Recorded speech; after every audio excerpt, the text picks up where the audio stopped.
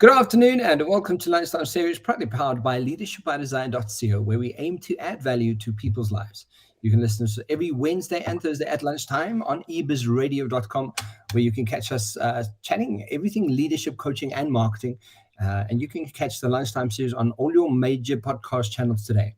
In our marketing leadership segment, always back as usual, marketing and communications expert and co-host Craig Pagely. Craig, how are you doing? Kevin, I'm great. Thank you. Good to be chatting today. And yeah, thanks for great catch up over birthday drinks last week. It was really enjoyable and also good to have some surprise events on the weekend with celebrating with special friends. How was your weekend?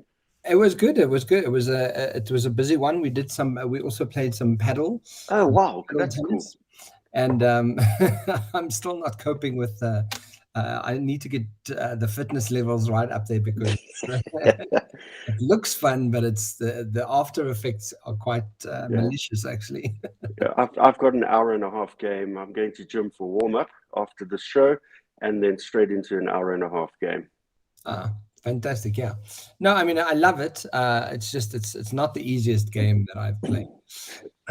Craig, so I mean, with today, last week we concluded our conversation on digital marketing trends. So as to today, don't you want to give us a bit of just reminder points of what we were chatting about in our conversation? Yeah, definitely, Kevin. So as you noted, we looked at the second part of the Brands Watch report titled 2023 Digital Marketing Trends. And as with the show previously where we covered the first part, the key takeaway points is a summary of the last 5 points we addressed, and these are noted as follows. So coming at trend 6 was communities are on the rise. Here, it's about nurturing relationships. The core of a community is the relationship that members build with each other. So while your main goal is to get people to love your brand, you should focus on something other than brand promotion, but on delivering a close gathering experience where people can actually share and gain information about the topic they love. Trend 7 was augmented reality as the preferred way to shop, and interesting to see this really coming to the fore again. Make AR part of your customer experience. Customers want to try products before they buy them, and this is one of the biggest buying barriers with online shopping. With AR technologies, you can definitely inform purchase decisions and hopefully reduce those return rates. Trend 8 was Metaverse sets a new level of gamification. With Metaverse, companies could reach a younger audience and implement gamification into their marketing strategies. Trend 9 is brands continue to experiment with emerging technologies.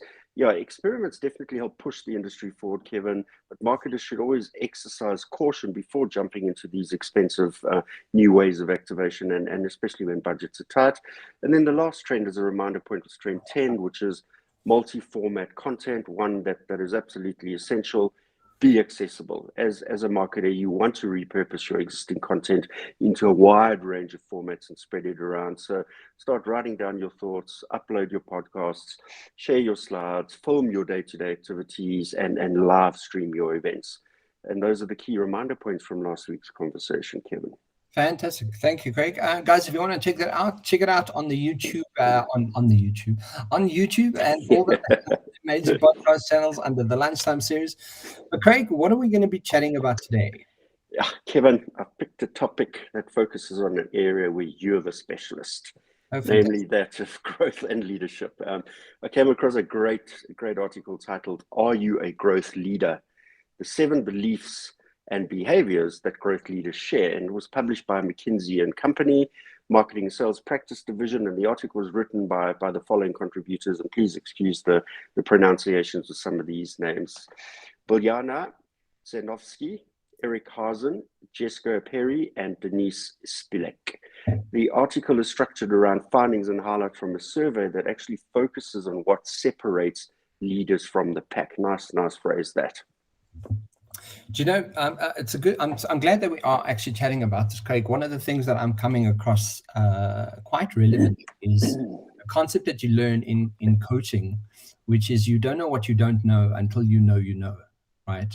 So when people don't know that they are leading in a certain type of way, they simply don't know. That doesn't make them a bad leader, but it might not make them a growth leader, you know? So when you really get your brain wrapped around like information like this and kind of start self-awareness and pondering on how are you doing it, it changes the narrative, I like that. and Yeah. gives you an idea of like, maybe I should know more than I think I know, because I might not know that I don't know. Yeah, and I think this article definitely is easy enough to digest to help push that further so that you do know a bit more after reading it, most definitely. Yeah, Kevin. So, I mean, like, intrigued about the actual survey. So tell us about that. Yeah, cool. So the opening section of the article notes that after carrying out a survey of 165 C-suite executives and senior vice presidents with growth responsibilities and conducting in-depth interviews with 20 execs, we found that growth leaders have 7 specific beliefs and behaviors. The research also notes that executives who adopt, and this is the piece that's really important, who adopt more than 70% of these mindsets actually manage to grow their top line twice as fast as their peers. Then the article then goes on to list the 7 statements that reflect the conviction of today's leaders, Kevin. Yeah, so I mean, I'm quite curious to see what the 7 statements are all about. So tell us, Craig, tell us. Thanks. So to start off with, I'll just list the 7 first. So the first one is, and these are really simple constructs to understand. Yeah. I am all in. I am willing to fail. I know my customer as a person, not as a data point. I favor action over perfection. I fight for growth. I have a growth story I tell all the time. And finally, I give control to others. Really simple constructs. So let me expand on them. So the first statement, I am always in, consists of 3 behaviors. And each of these statements has the sets of behaviors that really give credence to what the statement stands for. The first behavior is always put growth first. So growth leaders put growth at the top of every single agenda, Kevin, from board meetings to performance reviews. And it most definitely requires intense disciplined focus. It's also important to note that growth is possible in any industry where growth leaders back up their faith with those committed actions that are easy to see and adhere to in the business. Growth leaders are also committed to investing in growth. They know where the investments should be made, and they actually manage the financial allocations by helping the affected stakeholders understand why the investment is in that environment and what it's going to lead to from a growth point of view. Behavior 2 is keep raising the bar. So it's important for growth to be constantly challenged and be more aspirational. Otherwise, the legacy business will just revert to business as usual. And this can be achieved when growth leaders set targets that at times do seem impossible to reach and achieve. But this really forces teams to aim for that greater impact. And the third behavior from the statement is unite the business around growth. By creating a common belief and a language, growth leaders can make growth the central focus of everyone in the business. This is achieved by, to quote, co-creating growth goals and metrics with their leadership teams, and then help translate them into the metrics for every individual at every level. And in coming out of this, employees can work together to think about what they can actually contribute to top line growth, Kevin. Craig, you know what's interesting about this is very often you'll find that in a leadership capacity, people bring their agenda, the story, and their past into a space and kind of go, oh yeah, well, this is, let me bring all of that.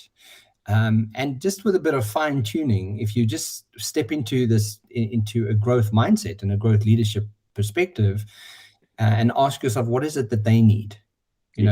It's wonderful to bring all that you do, and that's with always put growth first, right? And I'm always in that behavior of what does this environment need for it to grow. It's wonderful that you bring all the experience and the know-how, but you might be just stepping on people's toes, so have that cognizance of awareness of what does growth for this environment look like, and what's happening and what's not happening, and then I like that, because you can't be always in if you're bringing another agenda. Yeah, because then you're creating resistance. Yes. So there's a lot of human factor a soft skill factor that needs to be considered in how do I build rapport? How do I build that network? What is my network quotient in this environment? Yes. And have I made enough efforts to leverage people onto my side or to move the needle towards what I'm thinking we should be doing? Absolutely. Walking in there and just being the boss is just going to you're just going to piss people off, and they're going to kind of go, okay, why are you here? Like, because then you're not all in. You're just you're a thorn in the side. Yes. And Yes. that's a sort of a mindset frame that people they're not aware of, I think. Absolutely. So Kevin, the second statement is I am willing to fail. And this consists of two behaviors. These being the first behavior, make plenty of bets. And this is an interesting proposition. So growth leaders make more growth bets than their peers, and they identify multiple initiatives and work to predict the resources and funding required to actually deliver these initiatives. The survey also notes that growth leaders in Europe are 70% more likely to make multiple growth bets than just a few. And by managing these multiple initiatives, they definitely improve the probabilities of success while diversifying risk. Behavior 2 is back the risk takers, and I like this point. So, Kevin, while effective leaders have always been good at delegating, growth leaders go a step further by actually instilling this culture that empowers people to make decisions. And this behavior really resonates with me in that growth leaders set clear ambitions or clear ambitious goals and communicate progress effectively to the business, but then they step out of the way so that people in business can actually develop the solutions to deliver the growth aspirations.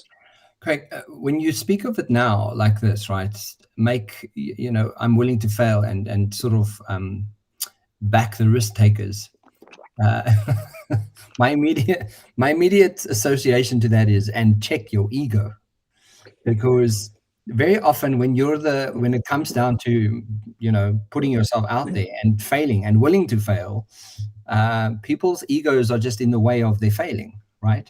Yes. And instead of failing fast and failing forward, getting up and going again, and doing that quickly and quick enough, and have a bias towards action, your ego gets in the way and you start fumbling, and who gets to sign the dotted line if this actually works, and who gets the praise, and a lot of leaders get stuck there. They get stuck with their ego in their way, and they don't want to take risk because what if I look bad? And if you can get over that, I think it'll make a huge impression on an organization. And interesting, because both the points you've made now is that, when you bring an agenda, that's an impediment. When you bring an ego, that's an impediment. So those are definitely roadblocks to actually being able to be an effective growth leader, Kevin. The third statement is, I know my customer as a person, not as a data point. And this is really important. And this point consists of two behaviors. The first being, take the customer's side. So with the pressures of leading large businesses, Kevin, most business leaders believe that they put the customer first, but in reality, when you roll back the blinds, you'll see that the customer is often an afterthought. So growth leaders are ever focused on putting the customer at the center of all of their decisions. Behavior 2 is make it personal. Growth leaders go the extra mile by actually embracing design thinking and taking time to really build empathy with the customer. And the better customer insights and analytics are within the organization, the more effective and easy it is for the growth leaders to actually get closer and build that empathy with customers. And really knowing, take note here, what fears and needs customer has allows growth leaders to shape what they do as a company. And I like that. Yeah, I mean, but what's also interesting is that, even in 2023, I'll take, for example, someone who's been working on vulnerability for the last 25 years is Brené Brown. When you're looking at softer skills and skills that you really have to take into consideration when you are dealing with people, there are still a large majority of leaders who believe that a softer skill is being soft, and being vulnerable in ways, yeah. So absolutely, listening to those points, I think that's really, really important, and to actually start leveraging, and I want to almost say man up into your ability to be a human being, and know what that means. And that means coming with compassion and vulnerability and empathy, and seeing customers and your staff, for that matter, as humans first before, just getting to the numbers. Because, and I've actually challenged my client this month to kind of go, guys, just try for a month to stop focusing on the numbers and start focusing on the people. And they're like, no, that's not going to work. This is a sales environment. I'm like, okay, just try. And it's purely based on the fact that, when you start focusing on what people need, people function better, people produce better, people perform better. You get more from people. Yes. But Craig, what examples can you share from the experience in business? Oh, that's a question for me. I'm reading my own question. Yeah. Yeah, no, so it's good that you're bringing these analogies to bear here. I really like the fact that each of these points, you've got some concrete evidences and great examples of what you're dealing with on a daily basis here, Kevin. Yeah, and that's why it's such an interesting just to hear it, as a 7-point simple analogy Yes. of what growth leadership looks like. But when it comes down to that actual implementation, I think people stepping into it is a lot more scarier than they think it is. Absolutely. So the fourth statement is I favor action over perfection. And this point consists of 3 behaviors. The first being put yourself on the front line. So growth leaders aren't afraid to take the risk, Kevin, whether trading off those short-term gains for long-term benefits or making large resource allocation decisions. They understand what's needed for growth, and then they role model these specific behaviors they want others to adopt. And that's an important characteristic. Behavior 2 is act on good enough insights. So the previous statement noted that the better the customer insight and analytics are within the organization, the more effective and easier it is for growth leaders to build empathy.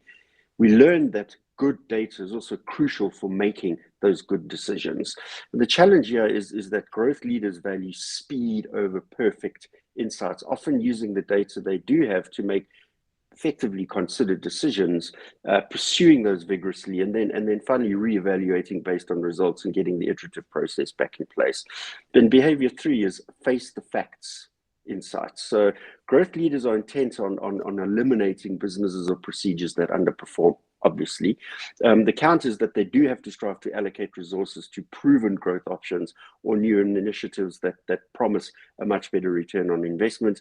And this is an essential leadership behavior, especially in the likes of FMCG type businesses where product innovation is happening at a rapid rate. Product elimination off the shelf is also happening in a rapid rate. So it's really getting to understand where the opportunities for ongoing success, sustainable growth is. But Craig, I think just some of these points also point to the fast pace at what we're living life at the moment. I think, for example, 15 years ago, if you had to start a business, your business proposal needed to be 42 pages, and it needed to be unpacked to such a degree, where today people start a business on a whim. They just start taking action, and they fail, and they change, and they face the facts, and they learn from that, and they agile enough to kind of just put things in place. And I think that fast pace of business in leaders in business, at least, is also a definite point of growth that leaders need to be able to do. Is how agile are you at making different choices at different times quick enough? And the nature of where we are today from a technology point of view, from dispersed workforces, from the freelance gig economy kind of thing, all of those components really help to plug and play this amorphous kind of evolution of the business. You don't have to have 450 staff in place with desks and computers. You can actually take the idea, start working it in real life, changing it, formulating the various permutations, and get plug and play specialists from around the world to help build this thing in real time. Absolutely. The fifth statement is a really good point for me, and that's I fight for growth, and it consists of 2 behaviors. The first is avoid short-termism. That while growth leaders understand the pressures of delivering in the short, they don't sacrifice long-term growth. And they do this by really being disciplined and making those deliberate resource allocations decisions that actually positions the business for future growth, Kevin. And the key point here again is that 70% of leaders in North America are more likely than their peers to protect or set aside money in the budget to fund those growth initiatives, teams, and capabilities. The second behavior here is act on good enough insights. So functional leaders often feel threatened and therefore guard their turf, which undermines many growth initiatives. Growth leaders, on the other side, look to eliminate these conflicts. They like to break down silos and barriers, and they provide support for the under pressure resources to actually deliver and succeed. Well, and that point again comes back to the ego state, right, Craig? Because and that consideration, that what people don't realize is when the ego is involved and they are as the leader, you're feeling threatened. What you're also doing is you're taking away from the success of what the team is doing. And very often, biases start playing into this and going, it's because you're a male boss and you don't like working with females, or vice versa. You're a white boss and you don't like working with black people, and vice versa. Biases start playing into so many various effects of that when your ego is a problem. And then you're going to kind of go, okay, well, why am I feeling threatened? Right? Or what's that about? Because if you act on good enough insights, that means you can steer that plane in the right direction and eventually get there. Yes. But when your ego's in the way, it's gonna falter the whole time. Yeah, I was hoping you'd bring the principle of bias into one of the points, and that's really great reference there. Kevin, the sixth statement is, I have a growth story I tell all the time. The behavior here, and this consists of two behaviors. The behavior here is infuse the business with purpose, and this is my favorite point here. Growth leaders know the power of purpose in their organizations, and the communication is about more than the what of growth, it's the why. And when you understand, as we've gone through in depth at times around Simon Sinek's growth model and the golden circle, really the why is the core fundamental of the existence of that business. And an effective way that leaders can actually unite the whole organization around this sort of central guiding principle is by articulating a purpose that goes way beyond brands, categories, and the business. A key point to note here is that growth leaders in the EU are 70% more likely to ensure that every single employee understands the growth strategy and what it means for them as individuals. And in doing so, they get to understand what they can do to contribute to the business to enable that to succeed. The second point here is, or at least behavior, is communicate. So whilst business leaders understand the need to communicate, they tend to underestimate its importance. The converse is that growth leaders actually communicate clearly, creatively, and consistently. And the point here is that in the EU, they're 80% more likely than their peers to communicate growth success often. They don't just depend on the usual communication channels like progress updates, newsletters, town halls, etc., but they actually develop a comprehensive communications plan that targets all stakeholders. And they also communicate the story externally, which is hugely important because it helps motivate employees, it shapes investor perceptions, and it definitely conveys the aspirations of the business to the customers. And that's another step in enabling them to get close and personal to customers.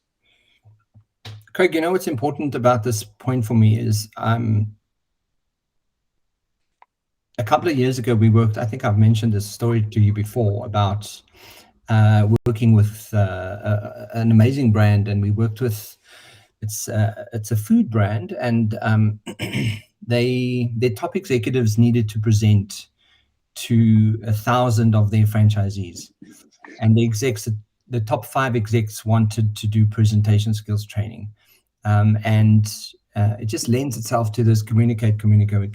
And what is so essential about this is being able to tell that story. And eventually I was telling the head of this brand, I kept stopping her in her sort of her delivery of what she was sharing with the audience that she was going to present to. And I kept saying to her, this is absolutely boring. You're just speaking marketing speak. You're just talking about marketing, and like, I don't care. like speak to me like with something that matters. And she said, well, that I went to, and she started telling the story where she drove to some franchisee and owner and had a conversation and helped explain some of the concepts that they were doing and the marketing strategy. And suddenly, just purely by changing it into a story and engaging people from that perspective, she communicated the brand strategy by telling an actual story in how she wanted to deliver what she wanted to deliver to the franchisees. Great. And purely by doing that, it changed all of the communication and how she delivered her presentation on the final day. And the feedback we got was that was one of the best presentations that executive had ever given. And Fantastic. It's based on the fact that you're bringing story into that conversation. Yeah. I always, from a presentation skills perspective, I always look at, or I advise always, we all have that 7-year-old inside of us, and we all like a good story, and Yes. so by sharing a story, you're pulling people into your ability to convey information in a way that is specific to you as an individual, but also lends itself to create an actual picture for the people receiving the story, right? So when growth is part of that storytelling process, and using story to tell the growth process, is it going to help you communicate that so much more effectively? And it also it lends a bit of credibility for your ability as a leader to convey information by storytelling it. Absolutely, Kevin. It raises the bar. And the one thing about storytelling for me is that it's the opportunity to bring the human connection aspect into it. Yeah. Yeah. And I think that's what's very often people kind of, they get busy with the busyness, and they forget that, there's a point here, there's a purpose to this business, there's an underlying reason why we're actually doing this from a foundational perspective. Yes. The why. Conveying that why effectively, yes. I will have more respect and more credibility in how I'm telling stories. Yeah, absolutely. So, Kevin, the seventh and final statement, lovely concept. This is, I give control to others. And it consists of 3 behaviors, these being behavior 1, building up people's growth muscles. So growth leaders invest more time in formal and informal training for growth, focusing not just on those functional and leadership capabilities, but also on the key principle of mindsets. An example referenced in the article actually notes that a company in question focused on training marketers and sales association around the elements of exponential thinking, working towards the tenfold improvements rather than the 10% improvements. And this is achieved by using network effects to boost growth, linking up with stakeholders and ecosystems that enable the tenfold improvement to be a reality. Behavior 2 is give power to the front line. So growth leaders are explicit in giving people decision rights, not just encouraging them to make decisions and take risks without providing them with the structure for doing so. And one way to achieve this is to ensure that the key decisions are made not by senior management, but actually by the business unit leaders who know the customers and products best. And the third and final behavior is go outside to get what's needed. Growth leaders aren't afraid to close the gaps in their own business models or capabilities through partnerships or joint ventures with other businesses, Kevin. Craig, what's really interesting about give control to others is one of the sentiments I live by when doing any kind of training or any kind of executive coaching is always remember that leaders create leaders. That's what a good leader does. He creates other leaders so he doesn't have to micromanage that process, so that they can actually lead, and he can focus on where the vision and the storytelling of this growth needs to come from. Yes. So as a leader, when you're handing over control and you kind of leaving it in people's hands and empowering them to take action, that's what a great leader does. Yes. Right?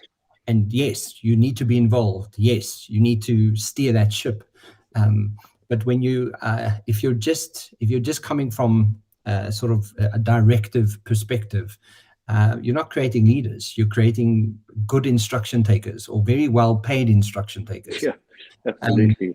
And that you don't want that, right? So if you have 10 leaders that's reporting to you, they're leading and they're doing what they're out there to do. And you don't have to worry about that because they have the leading capacity, because you're teaching them how to lead.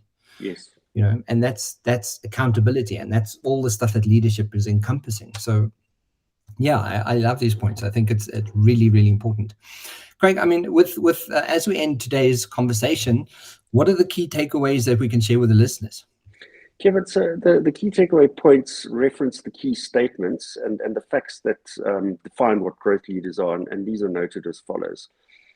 Growth leaders are 50% more likely to treat growth as a first or second item on the agenda when speaking to the board. See, incredibly important where it sits in the board agenda.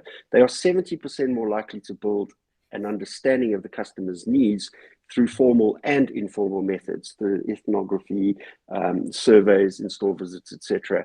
They are 50% more likely to build an organization that puts the customer first, this being a reference point from North America in the survey. They are 70% more likely to make long-term growth bets rather than just a few, this being a European reference. They are 70% more likely to protect or set aside money in the budget to fund growth initiatives, teams, and capabilities, this being a North American example. Growth leaders are 60% more likely to have a clear multi-year mandate to pursue growth. I really like that, coupled with the autonomy to do so without having to show short-term results. They are 70% more likely to prioritize speed over perfection. That's a North American reference. Growth leaders are 80% more likely to communicate growth successes often, that being a EU reference. They are 70% more likely to ensure that every employee understands the growth strategy and what it means for them, that being an EU reference.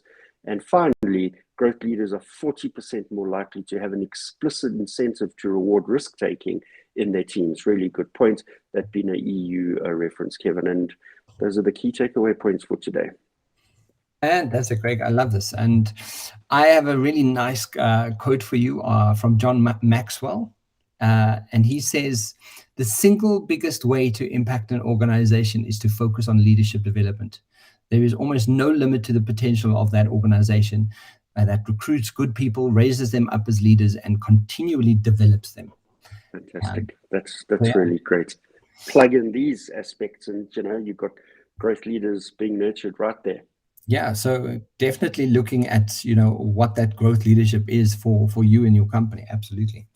Craig, thank you so much. Thanks for the insights and the sharing. And I will see you next week. Have a fantastic week, guys. You can catch the Lunchtime series on all your major podcast channels and support our YouTube channel. The more likes and shares we have, the more we can do what we're doing. So, Craig, thank you so much. Have a good week. I'll chat to you soon. Thanks, Kevin. You too. Cheers. Cheers. Bye.